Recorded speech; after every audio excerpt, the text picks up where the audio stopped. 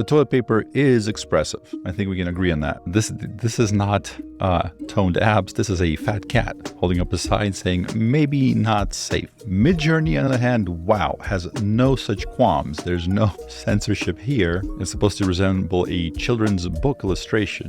This is, yes, that. But in this one, I'm worried for the little girl. This cat does not appear pleased. And it's actually not one creature. It's a bunch of different creatures that kind of cling together to form a colony and have various fairly disturbing eating habits. So we make it do that process backwards. And somehow it does. It takes a random image. We say make it into a dog, and it slowly denoises into a dog, a unique and new image of, whatever we asked it for. Seems kind of weird if you think about it. So you want a crab samurai holding a katana sword, cute kitten blacksmith, dolphin with fingers, sphinx cat with tattoos and piercings, shark in a business suit. You get the idea. Become AI's apex predator.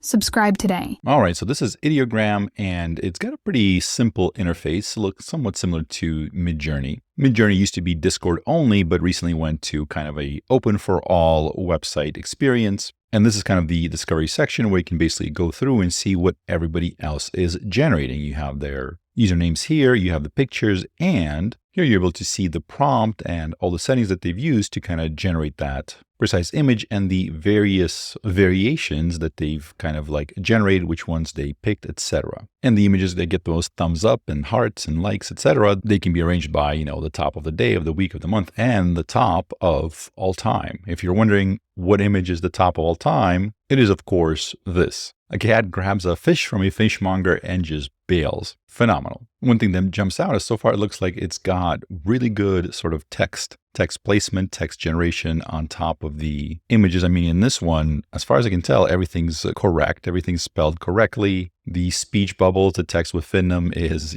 inside the speech bubbles. So you can see here the prompt is a cartoon of a toothbrush standing next to a roll of toilet paper. The toothbrush looks fed up. The toilet paper looks at the toothbrush angrily. There's a white speech bubble coming from each. The speech bubble pointing to the toothbrush says, "I hate my job." The toothbrush coming from the toilet paper says, "Oh, please." I think they meant the speech bubble coming from the toilet paper. There's a bold text at the bottom of the image that says, "Always be thankful. Life could be worse." Here's that image again.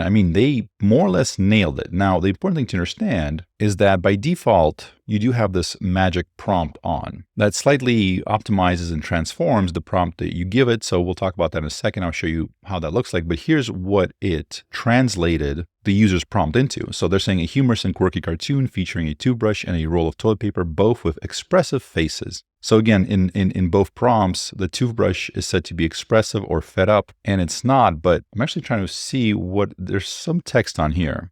I have no clue what that says, but the toilet paper is expressive. I think we can agree on that. You can feel what it's thinking. You know exactly what it's thinking. And next they said the toilet paper glares back and responds with a speech bubble. So notice they've actually changed that. I think that's AI generated. So it actually changes it to be more accurate, more correct. Like the toilet paper responds, it glares back and responds. So this is the top variation that was chosen, but there's also this one, which is not as good. One, this is not a speech bubble. This face is all distorted. This isn't quite as funny. It doesn't really capture the humor. It's like raging out. And the text, of course, is off, right? You got life could be in worse. Here's another one that's completely gibberish. And yet another one, although, again, this like raging out toilet paper, it's not as funny as this. This is the face that kind of captures the humor of that. So here's another great example of text, body under construction, mind on a mission, which is pretty cool. I was very impressed with this image because it's sort of two people, some sort of a snake that's kind of crawling between them. It looks like, this kind of looks like a snake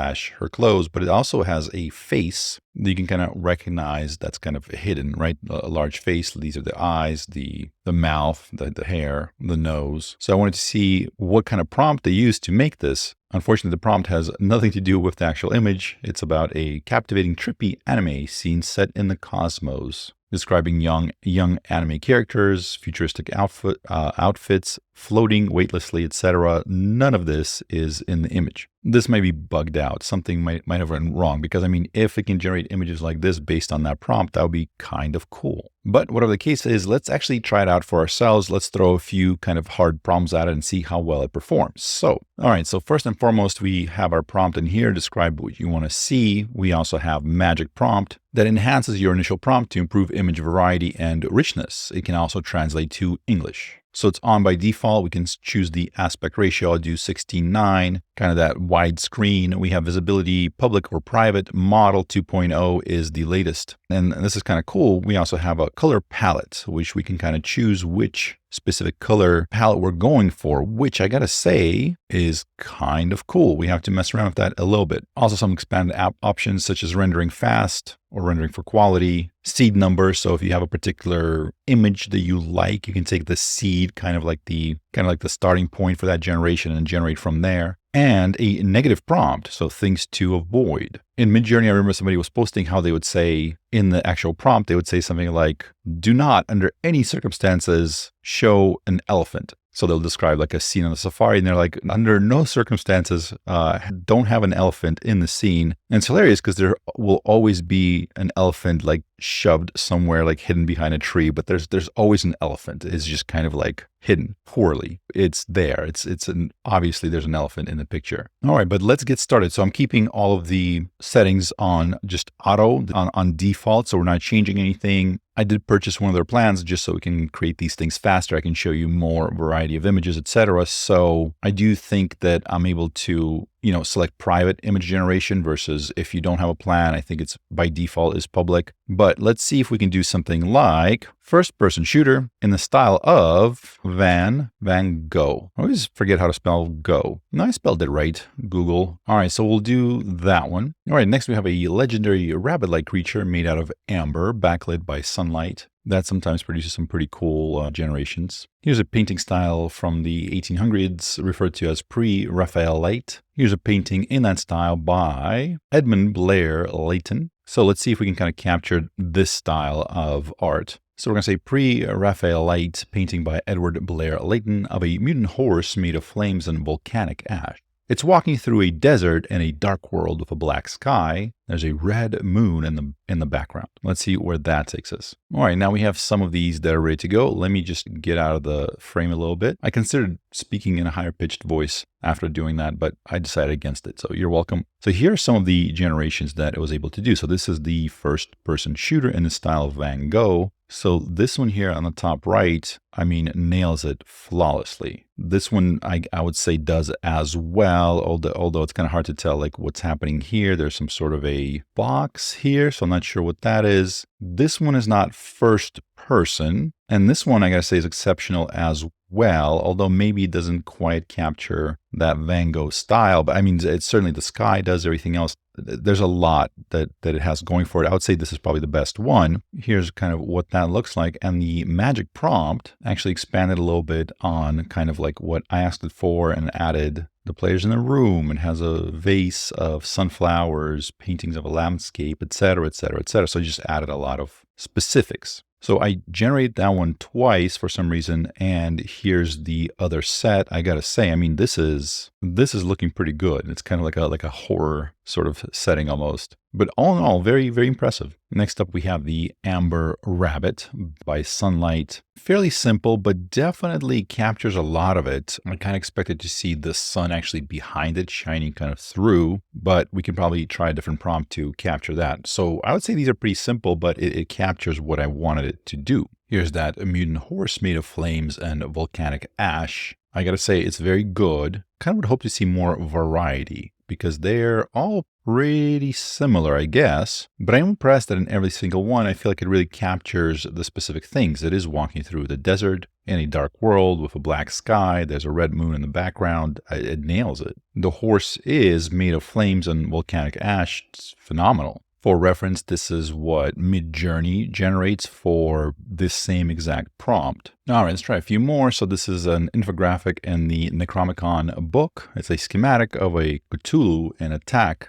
demonstration. Here's kind of how Midjourney visualizes that. Looks really good. I mean, it is a book, an infographic, kind of detailing these like scary mythical creatures. So So this is Midjourney, and this is Ideogram. I don't like it. I mean, I guess this one's kind of cool. I mean, they're not bad, but not quite what we were looking for. Let me try. I tried a few different prompts just to kind of see what else it generates. So here it kind of generates the book, right? Not a page from the book, not an infographic from the book, just the actual book. Here's another take. Not quite what we're going for, but I mean, kind of cool. I gotta give it some credit, but maybe it doesn't have quite enough data on all this stuff on Cthulhu to really generate cool looking images for this particular prompt. One thing that people use these image generation things for is to create product shots. So for example, here, product photography, Olay's deep purple tulip, essence in the air with an elegant and luxurious style. And then we go on to describe kind of like the background, the studio lighting, wide angle lens of,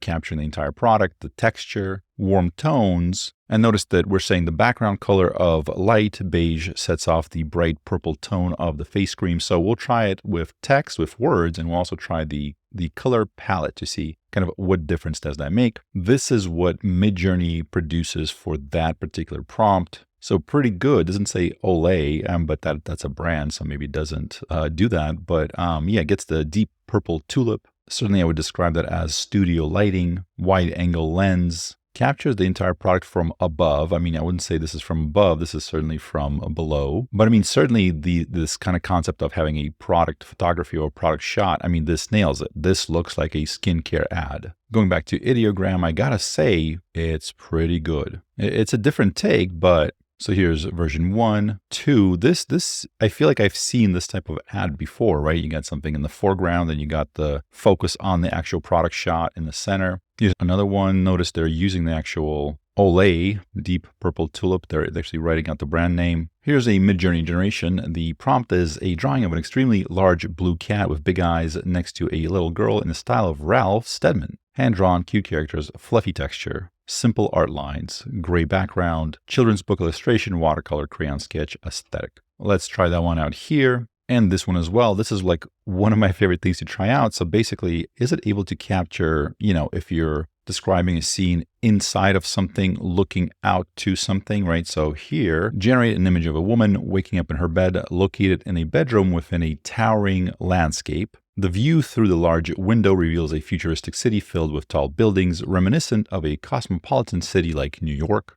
Hong Kong, or Tokyo. I mean, so far, so good. It's excellent. The room is filled with advanced technological elements, giving the impression of living many years in the future. The atmosphere should blend the futuristic skyline with the sleek, high-tech interior of the room. So this is Midjourney. It nails it. I love it. So we're going to try this in Ideogram as well. And coming back to our first prompt, the big blue cat, gray background, children's illustration. This looks great, right? Simple, artistic lines. I think it did this phenomenally well. Different styles. Now that I think about it, Midjourney did like a much darker interpretation of it. I mean, this is supposed to be, cute characters, fluffy textures. It's supposed to resemble a children's book illustration. This is, yes, that, I guess technically it does everything right. It's cute characters, fluffy textures, yes. But in this one, I'm worried for the little girl. This cat does not appear pleased. I'm not worried for the well-being of the girl in any of these images. Next, we have our futuristic lady waking up in her futuristic apartment overlooking a metropolitan scene. So at first glance, wow, it looks great. So one thing to keep in mind is this is not the upscaled version. So this is kind of like the first generation. Then we can use upscale to really go in there and it fills out all the details. So if you zoom in on the lady's face, as you can see here, the AI didn't bother to really go through and fill out the details. I mean, this is probably her right hand, but it didn't generate the fingers or the details or the textures. I mean, not too much, but I'll actually click upscale on this one so we can see how that whole thing sort of works. So it regenerates the image, right? So we can select the resemblance, how closely we want it to resemble the original, and the detail from 1 to 100. By default, it's at 50. Let me turn this one all the way up to 11 and see what happens. And by 11, I mean 100%. And interestingly, when I click upscale, there's a little drop-down menu here where we can do a remix. So we can actually create an image that draws reference from a starting image, or just upscale. So create a higher resolution version of the starting image. So we're just going to do upscale. It uses 1 credit versus 2 credits for normal generations. And while it's doing that, let's take a look at the other versions that we have of this prompt. So again, here, so keep in mind, so this is a woman waking up in her bed. She's in a towering skyscraper looking out onto a metropolitan city, futuristic environment. So certainly captures a lot of that. You know, it's the future because hologram, but also are these like electrical wires? Not sure, but okay. Here's variation number 3. So the city, phenomenal. The inside of the apartment, a little bit weird. It almost seems like it generated this part, then kind of like overlaid this part. You can kind of just see it kind of fading out here. So, or it almost looks like that's the inside of the house and she's just kind of chilling outside on the balcony. I don't know. And this is yet another one. Pretty good overall, but I feel like it kind of just took all those elements, kind of threw them together. I mean, it's not bad. And here's that super upscaled image. So this is 100 out of 100 detail level, resemblance 100 out of 100. But still, we're not seeing like the face detail or anything. Although I gotta say, the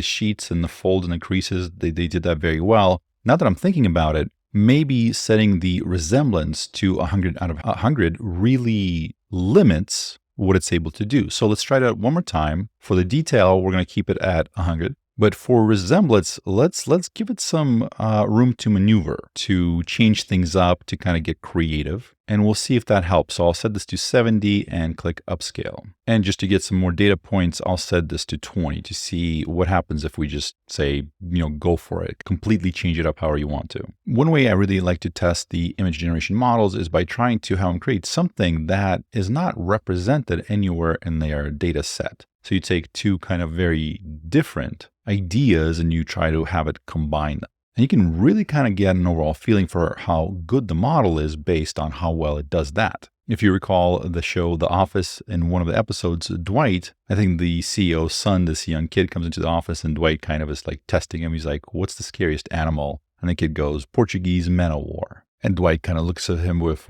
like this newfound respect because, yeah, kind of hard to argue with that. These are the Portuguese man-o'-war. And it's actually not one creature. It's a bunch of different creatures that kind of cling together to form a colony and have various fairly disturbing eating habits. And they're part of this like larger group of animals called the siphonophores. Again, they're not like one creature, one animal. It's more like a city with a lot of different things living on it. Some responsible for movement, some for killing things and paralyzing them, and some for digestion. So one creature might paralyze a fish, the other one liquefies its insides while it's still alive, while the third, sucks it all out and digests it. So the question is, what would a siphonophore cat floating underwater look like? So here's Midjourney's rendition of it. Here's yet another one. I really like this one because you can see like the little tentacles, right? They're part of the cat. They're part of the cat's whiskers and the hair, but it kind of captures like those fluffy tendrils of the siphonophore that they use to hunt and paralyze prey, which is kind of like what makes them so dangerous. Because if this thing is floating and these tendrils are hanging out, and if down current of these things and these tendrils are expanded, I forget the exact length, but it might be something like they could stretch for like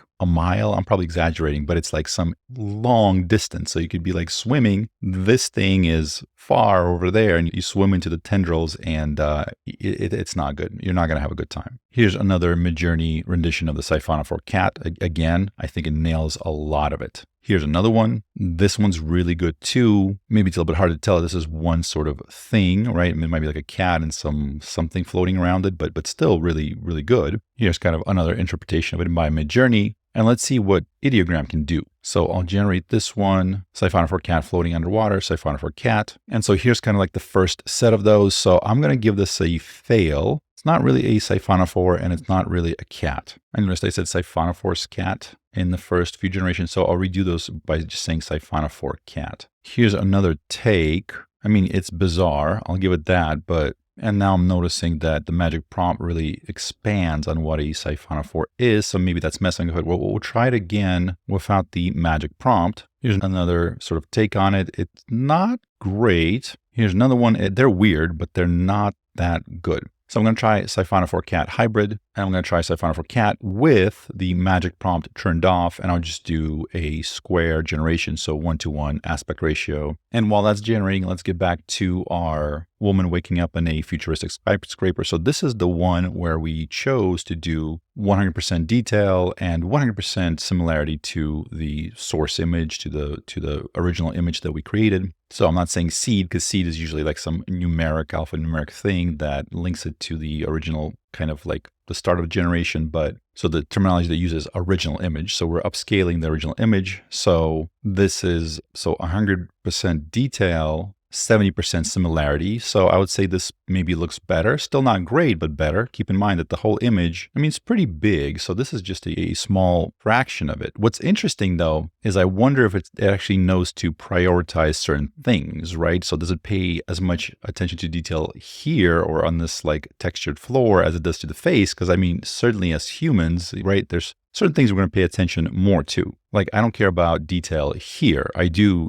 here. Here's yet another generation. This is 100% detail and 20% similarity. So we're giving it a lot more sort of freedom to get artistic, get creative, and try different stuff. And yes, I guess this is better. Here's the Siphonophore Cat without the magic prompt. Again, not great, not what we're looking for. So that's one area where Midjourney, I would say, clearly wins out. It's at that intersection of weird stuff that's probably not in the data set. So here's another one. This is Midjourney. This is a humanoid octopus in a business suit. This is a mechanical octopus cyborg female, blue and gold marble, black background. That's Midjourney. We'll generate the same in Ideogram. And one more. So here's the Midjourney lion blacksmith hammering in a fiery forge. All right, so here we have our octopus businessman. Not too good. I don't really like these images. Octopus made out of marble, blue and white, female, cyborg. These are not good. And lion blacksmith in a fiery forge. Also, I would say not good. So yeah, again, I think Midjourney just absolutely crushes on the weird combinations, right? So you want a crab samurai holding a katana sword. Midjourney kills it. Cute kitten blacksmith, Midjourney kills it. Dolphin with fingers, Midjourney kills it. Jellyfish with human features, Midjourney kills it. Female face made of ice and circuits, Midjourney kills it. Sphinx cat with tattoos and piercings, Midjourney kills it. Shark in a business suit, Midjourney kills it. You get the idea. But next, let's test out its ability to generate text within these images. And we'll test this in both Midjourney and Ideogram. So let's start with toned female abs with tattoo around belly button that says center of the world. We'll also try a Viking holding up a sign saying, "We'll raid for food." All right, so Ideogram with the abs tattoo is perfect. It's phenomenal. It's very good. And the two of them, this is not toned abs. This is a fat cat holding up a sign saying, "Maybe not safe." And I don't see a way of, I thought maybe there would be like a little thing you have to click to be like, it's okay, just show me. But no, it just kind of like puts them here. It's interesting that, so since these are diffusion models, so you can kind of see the picture taking shape as it generates it, the way that the diffusion models, these AI models actually generate these images is kind of fascinating. It almost feels like we tricked it into doing it.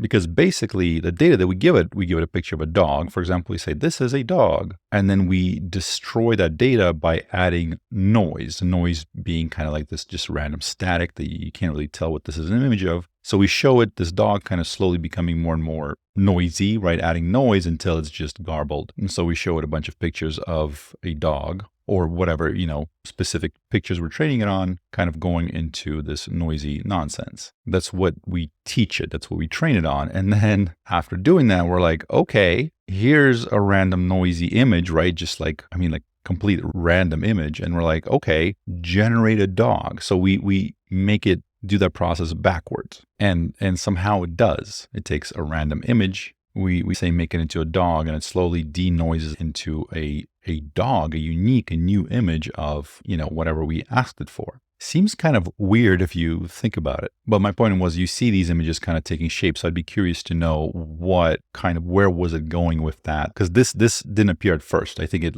took multiple steps towards generation. You can kind of see that noisy image appear, and then they put that fat cat over it. So Midjourney, on the other hand, wow, has no such qualms. There's no censorship here. which used to be more censored, I feel like. I think what happens as the other big companies like OpenAI and Google and everybody else, as they develop their own models of image generation, they have to censor them. So like so if you're a smaller company and you want to be competitive, one of the things you do is kind of not censor your stuff, because that's your competitive advantage. Like you're not super worried about getting some like reputational hit or investors freaking out or whatever, shareholders. So you can be a little bit more aggressive. But yeah, if it's not obvious, it's generating images that I can't show on YouTube. But besides that, what I'm noticing is that the text is not perfect, right? So it adds random letters and misspells words. I'm very impressed with the fact that the words, kind of like their 3D location, kind of like how they seem to wrap around the 3D sort of abs. This is probably a good example. So yeah, center is misspelled, world is misspelled. But I gotta say, the sort of like the sternum or whatever, like the tattoo does look 3D in terms of how it interacts with the folds of the body. Coming back to Ideogram, actually, I gotta give it a lot more points for how phenomenal the text is here. So if you take a look at this one, first and foremost, everything is 100% correct in terms of the spelling, as far as I can tell. I mean, maybe this W, but still, you can tell it's a W. Notice the redness around the letters. That's what happens when you get a tattoo. As far as I know, I've never had a tattoo, but you do get that, as it heals, there's a redness, there's irritation around it. And that's reflected here phenomenally well. The sort of the abs and the skin, like you see the letters curve and fold and how they're shaped perfectly, I would say. Like the 3D sort of warp of the letters is phenomenal. This one, the lettering isn't as good. So you can kind of see, kind of says center of the, but I can't even read what this says. It's not world. And this is some other word that they threw in there, but still impressive, the fact that they made it into a circle. The magic prompt added the fact that it's in a cursive font and is in the shape of a circle. I'm actually going to take this magic prompt that they developed. I'm going to run it through one more time. I'm going to remove the cursive font.